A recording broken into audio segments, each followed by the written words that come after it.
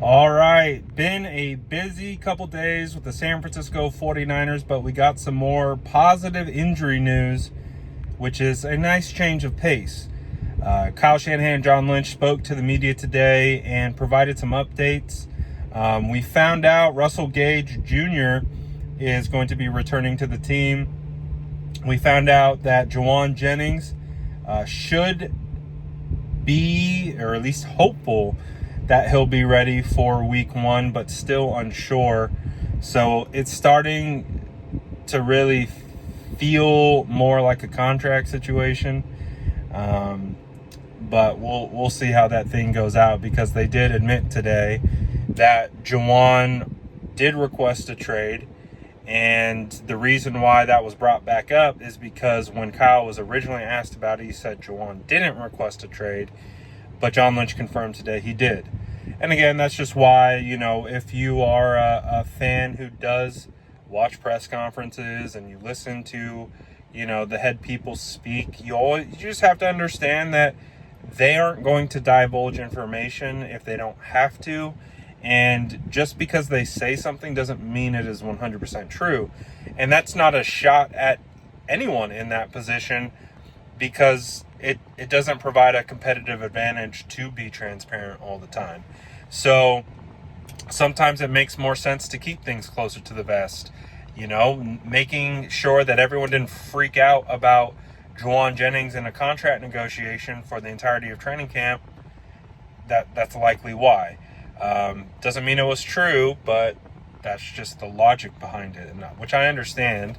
But it's why, when people sometimes question me for questioning them, it's like, listen, they aren't going to be 100% transparent all the time. Just because they said that doesn't mean it's actually true. Again, it doesn't mean that you have to believe that they're untruthful. It just, you take everything with a grain of salt and you run it through the BS meter and you try to determine that seems truthful, that seems not truthful. You get the point. One of the good things is Dominic Puni is trending towards being available for week 1. Upton Stout returned to practice today. That's pretty cool, so love to see that. Jordan James returned to practice today. That is a very welcome sign. Hadn't seen Jordan James since the first day of pads and training camp, so that's awesome. You also had Brandon Ayuk running some routes. Again, Brandon Ayuk, we know he's been put on PUP, but I think that is going to allow him to be in a really good spot. I do think that